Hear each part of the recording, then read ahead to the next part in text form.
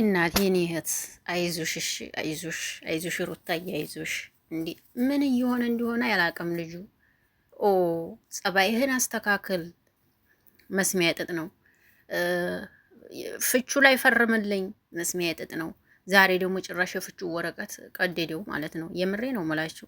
ታዲያ ምንድን ነው የሚሻለው? የምር እንዴ ተጨቁነሽ ኑሪ ነው መሰለኝ ሀሳቡ ይሄ ነው። ፍታኝ አልፈታም አልፈታሽም ካልካት ታዲያ ለምን ስትር ብለህ አትቀመጥም?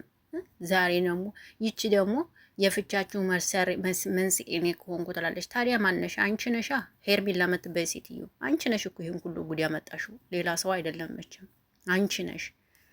ጥንድ በሆነ መሀል አትግቡ ስትባሉ አሰሙ። አንቺ መተሽ ነው ይህንን ሁሉ ጉድ ያመጣሽው። ታዲያ ማን ነው ሌላ?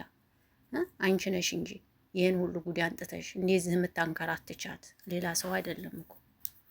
ህይወት አትግቡ ስትባሉ አሰሙም። ሰላም ሰላም፣ እንዴት ናችሁ? ደህና ናችሁ? ያለሁላችሁ አለም ነኝ። ለዚህ ቤት አዲስ ከሆናችሁ ቤተሰብ ሁኑ። አብራችሁ ላላችሁ አመሰግናለሁ። ሰላም ጤና ፍቅር ከእናንተ ጋር ይሁን እያልኩ በአዲስ ብቅ ብያለሁ። ይህ ቪዲዮ ከተመቻችሁ ላይክ፣ ሼር፣ ኮሜንት አስተያየት መስጠታችሁን አትርሱ። ሀሳብ አስተያየታችሁን ስጡ። ወዳችኋለሁ፣ አከብራችኋለሁ። ዛሬም ሩታዬን ይዤላችሁ መጥቻለሁ።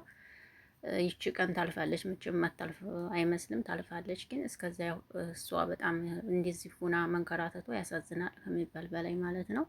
እኔ እንጃ ምን ብዬ እንደምናገር ራሱ አላቅም። እውነት ለመናገር የምናየው ነገር ማለት ነው። እቺ ደግሞ በእናንተ ህይወት እኔ ከገባው ትላለች እንዴና አስታርቀሽ ምን አስመልሶ ሰው ህይወት አስገባሽ? አንቺ እኮ ነሽ ይሄን ጉድ ያመጣሽው።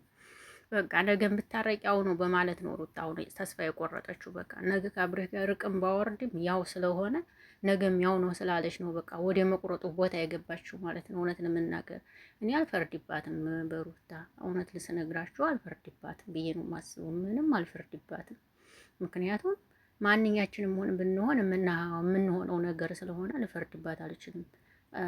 እና በእኔ ምክንያት ነው። አዎ ፈጣሪ እርዳሽ ሄርሜላ። እውነት እነዚህ ልጆች ከተፋቱ ጉዲሽ ነው። እውነቱን ነው የምነግርሽ ሄርሜላ ተብዬዋ ማለት ነው።